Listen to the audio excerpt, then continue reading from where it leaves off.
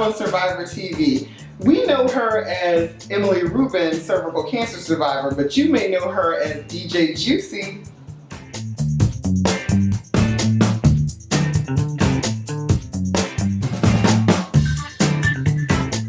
Welcome to Survivor TV. I'm Tamika Felder, and I'm joined today with one of Brooklyn's finest DJs, Emily Rubin, also known as DJ Juicy.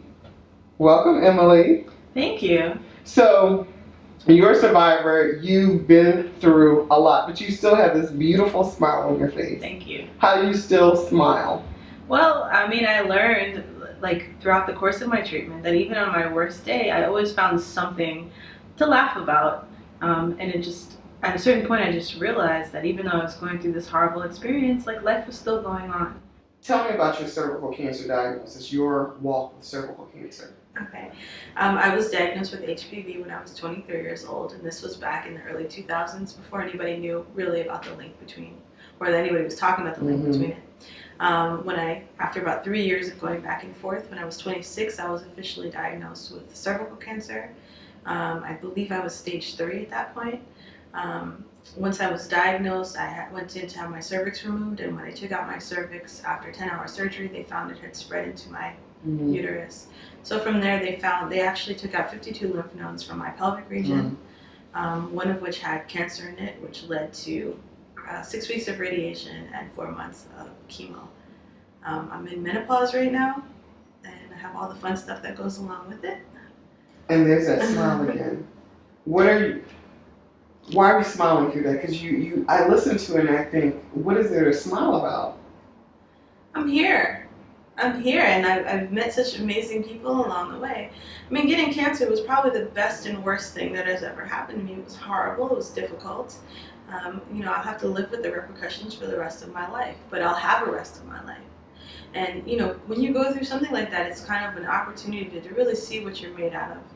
And I also was very lucky in the sense that a lot of people pulled together for me and were there for me. And I had to do a lot of soul searching in my recovery process. I did get very depressed afterwards. But even, when I was depressed, I was still armed with the knowledge that there were a lot of people in the world that cared about me. And that, if I just held on long enough, things would get better. And luckily over time they have.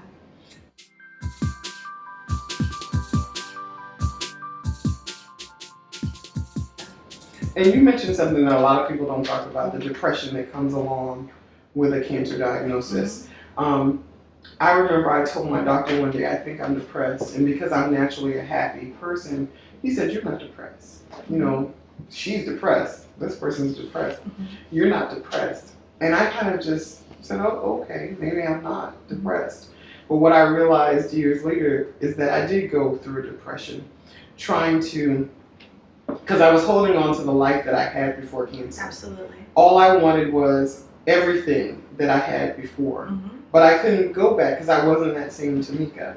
Absolutely. So once you realized that you were depressed, how did you bring yourself out of that depression? I just kept putting one foot in front of the other, and I had some very difficult days. I've personally found that the more focused I am and the busier that I am, generally the better off I am. But a lot of it is just the power of positive thinking. You have to mourn because you lose a lot, and I lost a lot. I mourn for that child that I will never give birth to. Me too. That was one of the hardest things for me. But at the same time, I look at it like I hope to be lucky enough to be able to adopt. And I feel like that's probably not something I would have done had I been able to naturally have children. And I think that that's an even bigger blessing because there's so many children out there that are going to need parents. So, I mean, yes, part of me really needed to mourn that, but at a certain point, it's like there's still something amazing to look forward to. So maybe it's not exactly what I wanted, but you know what? That's life. What are you going to do? Tell me about your amazing life post-cervical cancer. My amazing life, huh? Well, I did meet you, which was a blessing. And you spent a couple times on the phone with me talking me down from the ledge, so that's what we're here for. Yes, it has not been all roses. But generally speaking, I was lucky enough. Getting cancer made me realize there were some things that I wanted to do, like being a DJ. I'm very interested in audio, and these were things that I had been pursuing. But when I got sick, I kind of was afraid of doing these things. I was trying to go a more traditional route. When I got sick, it put me in a position that I was able to really explore these things, and they became my escape, and that became the focus of my career. So I built up a career the last, I don't know, 10 years or so as a DJ. It's my primary source of income. I recently started working as a staff writer at a school, which took me a while to feel like I could go back to a steady form of work, because I thought I was going to die, honestly, for a couple of years. But once I kind of let go of that and realized, hey, it's been a couple of years and I'm still alive. Because you live with the fear of your cancer returning. Absolutely. That was like the worst thing. The worst thing was knowing like my body could betray me at any point. So every little like ache, every little itch, I'm like, oh my god, like, my cancer's exactly. Yeah. The cancer's coming back. But it's true. It really messes with your head. It really does. But even amongst all that, you still have to find your things to laugh about. When I was diagnosed, I was single, and I know. Tell me what it's like dating, being a single person with cancer. Well, fellas, I am single, so you can call me. It's tough. I ended up in one very bad relationship with a guy for a couple of years. That even though I knew it wasn't going to work out, I was afraid to let go because I was afraid that nobody else would want me. You think that, let me keep, because I was in the same boat, you hold on to this relationship because you feel like no one else will love the broken you, the imperfect you.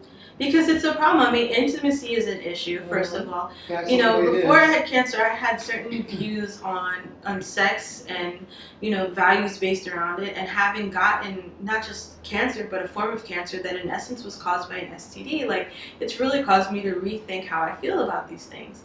And, I personally feel very strongly that people do not, in today's culture, discuss the real true ramifications spiritually and physically that can happen from having sex. And I wasn't by any means promiscuous, by the way. This could happen to anybody, really. Well, I think the stigma of HPV, makes us put up our guard, like, oh my God, people are thinking that we were promiscuous and just sleeping around and doing whatever. But the truth is, it takes one person. That's correct. Just one person. Absolutely. Yeah. So, I mean, it's a trouble. One thing I will say is that any gentlemen that I have had any intention of being intimate with, when I have told them that I had HPV, not a single one of them had any reservations about potentially sleeping with me, which was kind of like cool but kind of troubling at the same time, right? So, I mean, it's been difficult. At this point in my life, I'm very focused on my career. I recently went back to school. I'm a little bit picky, so it's been a little harder for me to date. But generally, when I try and I meet guys, like, I have more hang-ups and issues about it than they do. Of course. The hard part is when I hear them talking about wanting children, and then having to, like, tell somebody you love, like, I can never bear your child. It's tough, But you know what? Again, that's life. What are you gonna do? I also, you know this, but I want our viewing audience to know this as well. I say this a lot on the show and in person, that I've, had to kiss a few toes to get to my Prince Charming and my happily ever after. And it's there. It's yours for the taking. Never settle for less. Absolutely. Because I look back now on how I almost settled for less, and then knowing that I have a life now that's everything I've always wanted. And my husband came with a daughter, so now I get to be a mom, and I'm thankful for that every single day.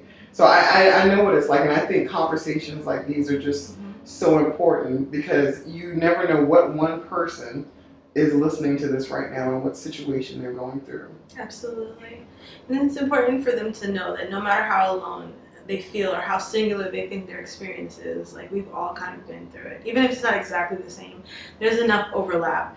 I didn't know you from anything, and I met you, we talked, and our stories are so similar, and it just really helped me, because if I hadn't known that, I before I met you, I was feeling very isolated and afraid. And that's why we do things like Survivor TV, so no one will ever feel alone, and if they're feeling afraid, we can hold their hand and help guide them through this journey called life with cervical cancer. Emily Rubin, you are a survivor, and I'm happy to be able to call you my friend.